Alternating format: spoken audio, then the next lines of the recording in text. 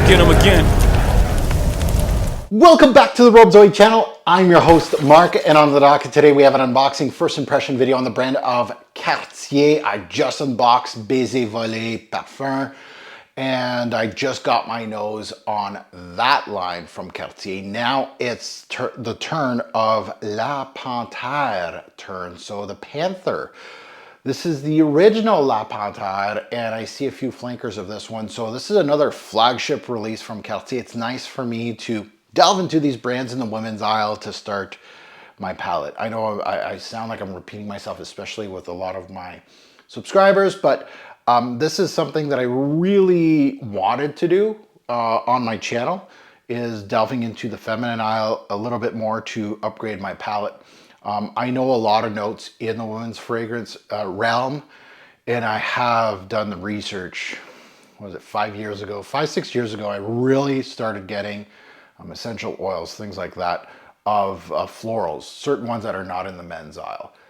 So my palette has transformed itself, and I just never really put it to good use. Now, again, they do go in the men's and women's aisle, a lot of florals, but there's some that are just in the women's aisle. So it's nice to see. This one right here doesn't have anything crazy personally as far as the note breakdown goes. But before we look at the note breakdown, first and foremost, if you're not subscribed, hit that subscribe button, smash that like button, much appreciated. Having a male like myself that has this experience with fragrances that's just starting, this is my little journey in the feminine aisle a little bit, and I dabble, right? I've smelt unisex fragrances. In the niche world, there's no real tag, but in the designer world, there's tags, there's lines crossed. I'm not saying that those lines can't be crossed. That's what I was trying to say.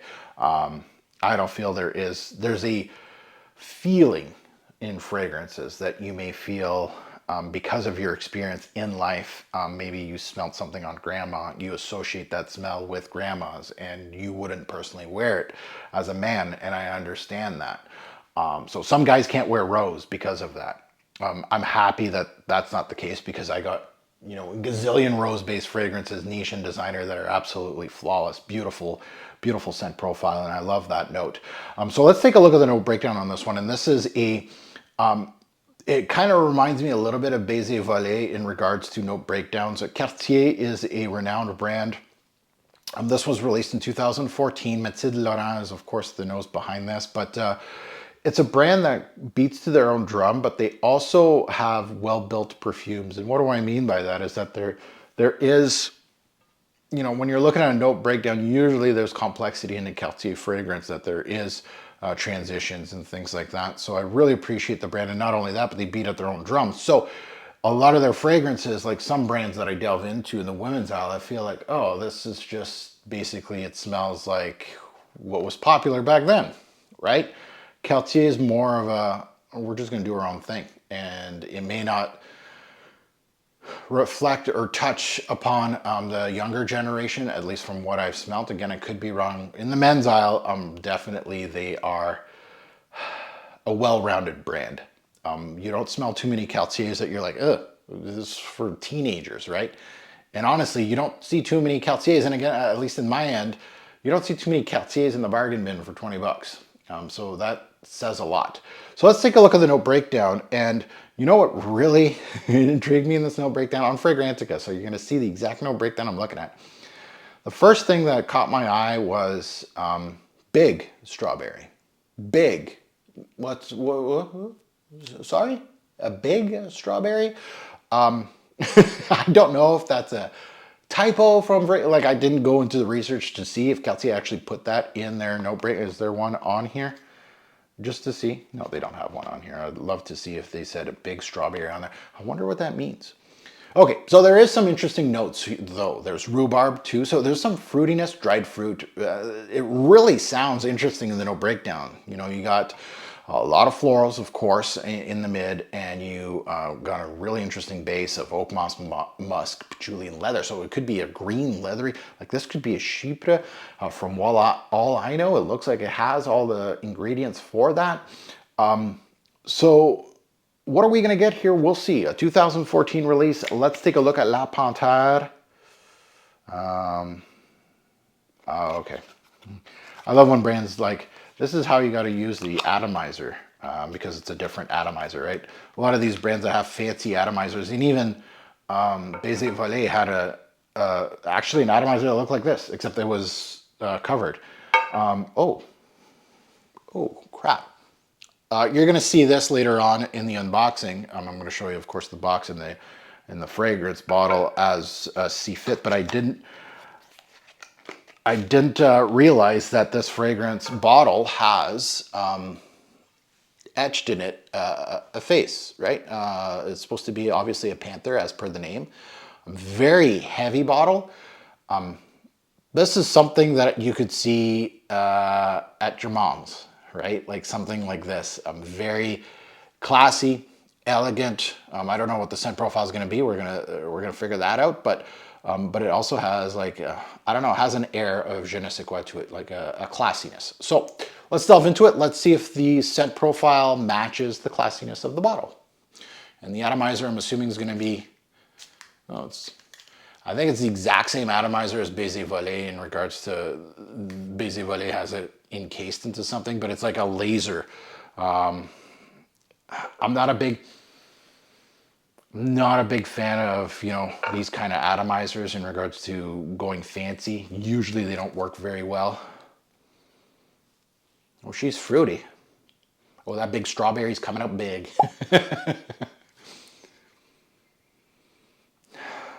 Yeah, I smell the big strawberry.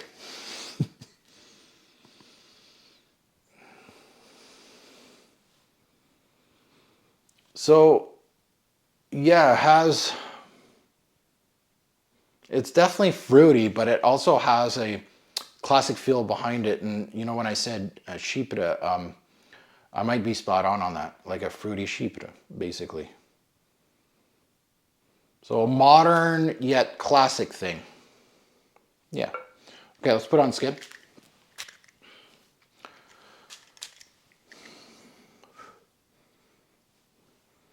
Oh, on skin? Holy. No top notes on skin. Dried fruit, rhubarb, big strawberry, not there. On strip, 100% there. Primary. On skin, on skin, this smells older than its release date. Off the bat. So, see, on strip, I was like, the younger generation might like this a little bit. You know, it has a little bit of a grown-up style, maybe a little more mature. It might be like your going out set to special occasions because it's a little more, you know, especially on a really ritzy stuff, right? You're not going out on a date or something, but it's like well, maybe you are, but you're going to a ball or something like that. This would be like a more serious perfume than for a younger crowd because it has that big strawberry. Yeah, but here it went straight up. I'm more mature than you think I am. You lose those fruits, you lose a lot of that youngness to it. So it's musky. It has that OAKMOSS green. There's patchouli in here as well.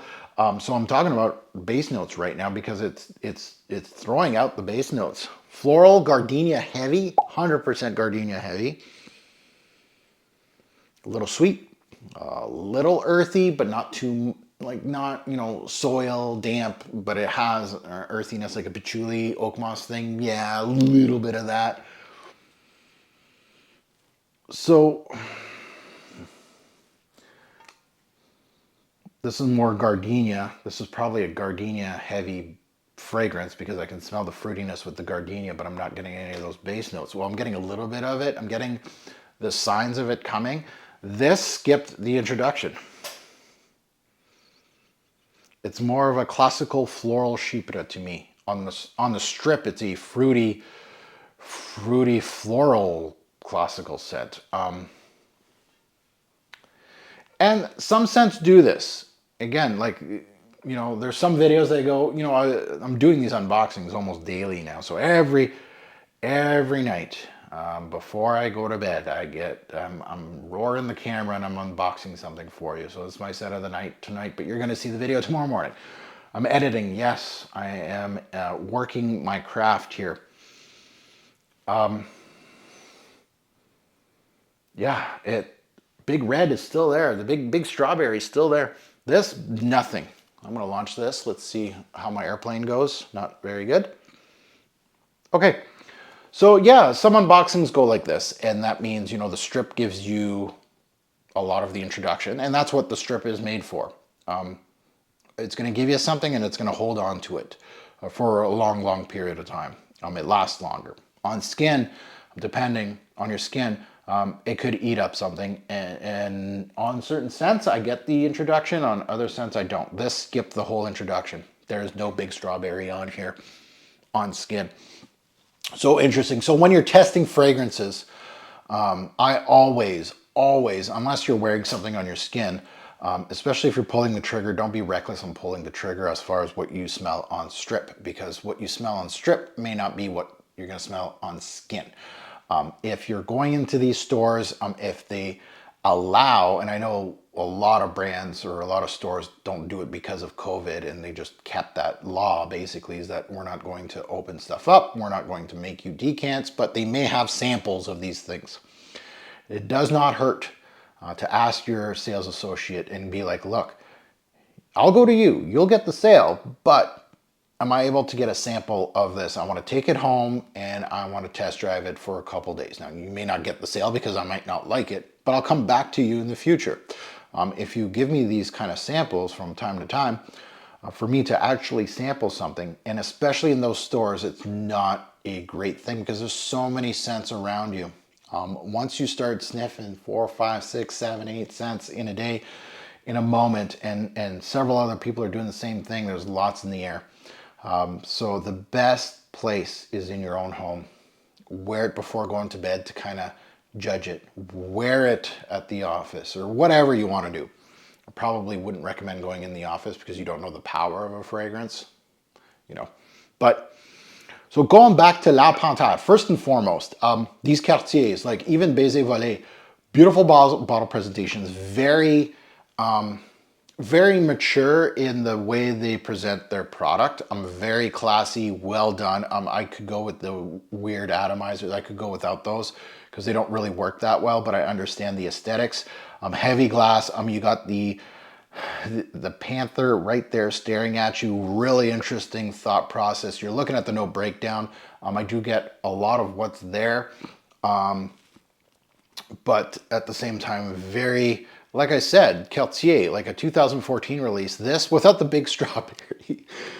This smells like something from maybe the 80s. Like it has that, but it's not, I don't want to say not, it's not dated, but it's classical. It's more mature taste. And, you know, once you're away from the bubble gummies, like in the men's aisle, you know, I say like once you're done with the bad boy, the lightning bolt bottle and the Invictus with the little trophy bottle, once you start going into your own and those gimmicks don't work for you, you're looking for a real man scent.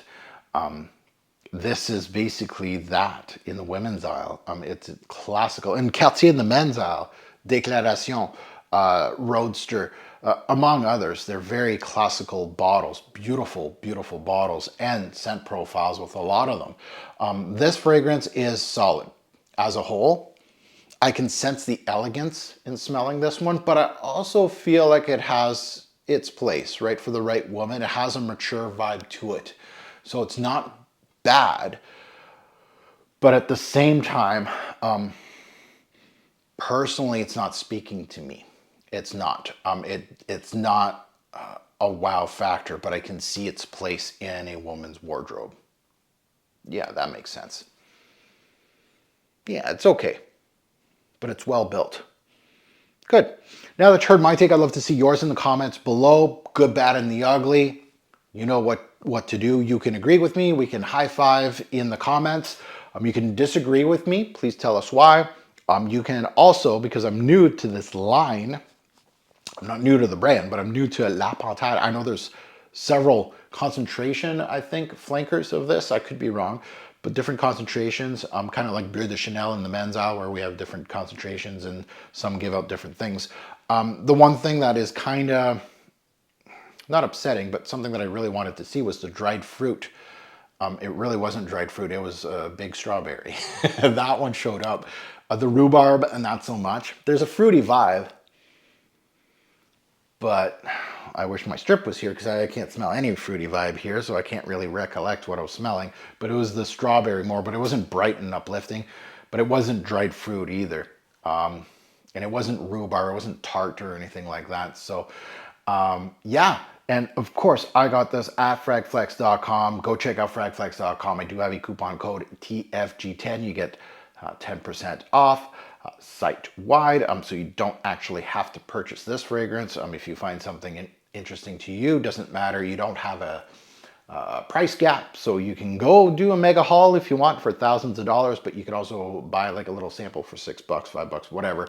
Obviously I decant as well, so check out the decant. There's a little tab for decants. That's mostly me. Go check my work out. And as always, a great pour fragrance will make a lasting impression. Choose your scent wisely. Thanks for watching, YouTube. Have a good one.